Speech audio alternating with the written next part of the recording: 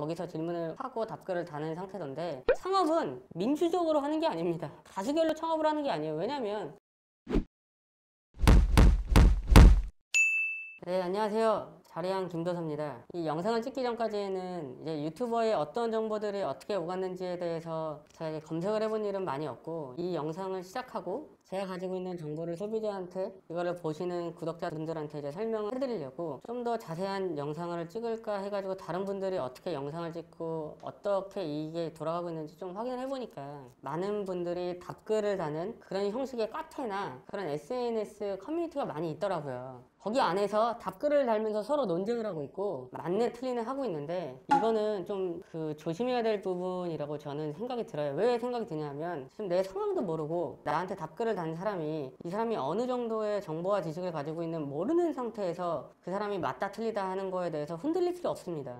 대신 내가 가지고 있는 기조는 그 사람이 다는 답글에 대해서 피해를 받을 만한 기조를 가질 수는 없어요. 나는 이거를 하겠다라는 명분을 가지고 얘기하는 게 아니고, 나는 이거를 해야겠다라는 명분을 가지고 하는 사람들이 거기서 질문을 하고 답글을 다는 상태던데, 창업은 민주적으로 하는 게 아닙니다. 다수결로 창업을 하는 게 아니에요. 왜냐면 내가 창업을 해서 잘못된다고 해서 그 답글 단 사람들이 나한테 뭔가 혜택을 주지는 않아요. 그렇기 때문에 절대 혼자 무한한 책임을 다지게 돼 있죠. 그래서 다른 사람들의 의견을 듣는 거는 괜찮지만 수렴까지는 생각해 볼 필요가 있고요. 내가 가지고 있는 기조만 탄탄하게 하면 된다고 저는 생각을 해요. 아무튼 그래서 오늘 저희한테 또 질문이 들어와가지고, 이 질문에 대해서 제가 이 영상을 찍는 이유는 제가 가지고 있는 주관적인 정보일 수 있는 것들을 제 영상을 보는 구독자들한테 드리는 거기 때문에, 일단은 제가 최대한 가지고 있는 지식을 통해서 설명을 드리겠습니다.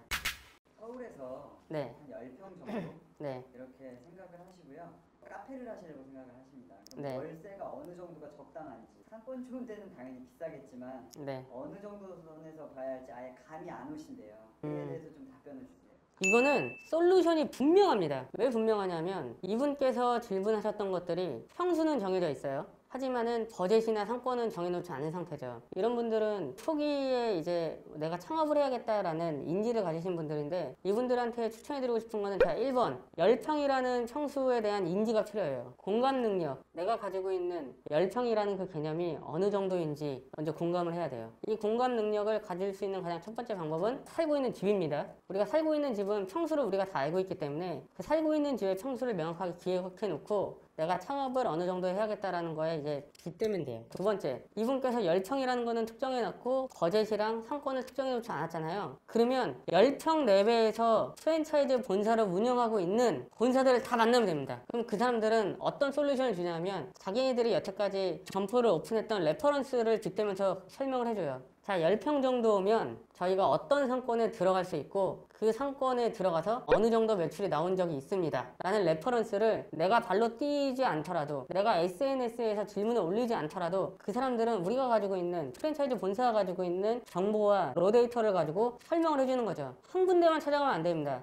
1등이라는 브랜드 찾아가야 되고 2등이라는 브랜드는 다 만나야 돼요. 그러면 매출이라는 게 나와요. 왜 매출이 중요하냐면, 창업을 할 때 임대료가 가장 중요하잖아요. 임대료라는 거는 매출이 발생한 다음에 임대료를 내는 거예요. 그러면은 프랜차이즈 본사마다 대화하는 방법이 약간 다르겠지만, 자, 1등이라는 브랜드에서 가맹 상담을, 저는 10평이라는 브랜드에 창업하러 왔습니다. 금액은 얘기하지 않는 거예요. 왜 얘기하지 않냐? 공정거래위원회에서 인테리어는 감리비를 본사에서 주고 직접 공사할 수 있는 룸을 열어놨죠. 자, 프랜차이즈 본사마다 찾아가가지고 10평이라는 이슈만 던져요. 그럼 프랜차이즈 본사에서 어떤 상권에서 10평에 창업을 했을 때 이 정도 매출이 나옵니다 라는 거를 특정한 매장을 지정해주는 게 아니라 여러 가지 레퍼런스를 제공해줍니다. 그러면 내가 10평에서 그 브랜드로 낼 수 있는 매출이라는 게 감이 생기죠. 그 감을 가지고 그 다음에 버젯을 만듭니다. 그러면 프랜차이즈 본사에서 이 사람이 버젯을 얘기하지 않았기 때문에 버젯을 물어봐요. 어느 정도 창업 비용을 예상하고 계십니까? 반대로 물어보는 거죠. 어느 정도 창업 비용이면 당신네들이 수익을 낼 수 있다라는 그 매출에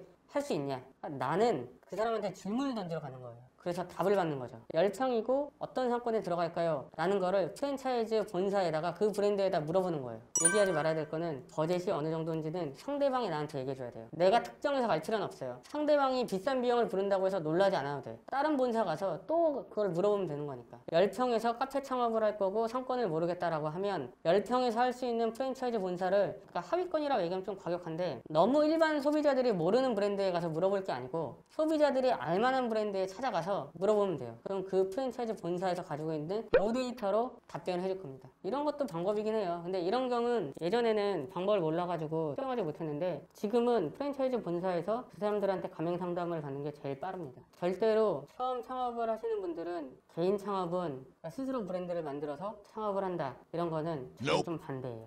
좀 위험합니다. 가지고 있는 무기가 프랜차이즈 본사보다 개인이 너무 현저하게 적기 때문에 어떤 영향을 받았을 때 어떻게 대처해야 될지는 그건 또 민주적으로 또 물어보게? 그럼 안 되죠. 점쟁이한테 점 보러 가는 거랑 똑같은데 내가 선택해야 되는 의견을 점쟁이한테 미루는 거일 수도 있는 거예요. 점쟁이가 거기다 해. 그날에 그게 맞아. 그 사람이 책임져 주지 않아요. 나중에 문제 생기면 내가 무한 책임을 가지는 거기 때문에 내가 누구보다 정보를 많이 습득하고 가지고 있어야 돼요. 지금은 열창이라는 것만 나왔으니까 열창에서 창업할 수 있는 브랜드들을 만나서 그 다음 정보를 획득하면 돼요. 자, 여기서 중요한 거는 공사를 프랜차이즈 본사에서 직접 해야 된다. 반문하면 돼요. 2018년에 개정됐고 프랜차이즈 본사한테 감리 비용만 주고 내가 직접 공사할 수 있는 권한이 있는 걸로 아는데 프랜차이즈 본사에서 직접적으로 우리가 절대적으로 해야 된다라고 하는 거는 문제가 생길 수도 있다라는 이슈만 던져주면 되는 거예요. 아무튼 저분은 창업 설명을 다 받을 필요는 없고 10평 내외에서 오픈할 수 있는 저가형 프랜차이즈 중에 소비자들이 알고 있는 프랜차이즈를 이제 창업하시는 게 훨씬 낫죠. 그리고 커피라는 거를 특정하실 수도 있는데 커피라는 것을 특정하기 전에 그냥 음료라는 걸로 특정하는 게 낫죠. 왜냐하면 지금 뭐 저가형 카페도 있지만 저가형 티 브랜드도 있고 그리고 저가형 디저트 브랜드도 있고 이런 브랜드를 만날 때는 최초 1등부터 먼저 다 만나야 됩니다. 소비자, 우리가 몰라도 저 브랜드는 1등 아니야? 라고 하는 브랜드를 다 만나야 돼요. 일례로 커피는 메가, 핑거푸드로 가면 엔테인스, 티 브랜드로 가면 공차. 이 세 개를 만나고 시작하고 그 다음에 만나는 게 훨씬 더 나아요. 정보는 규모의 경제가 있는 애들이 정보가 제일 많아요. 자리양 김도사였습니다.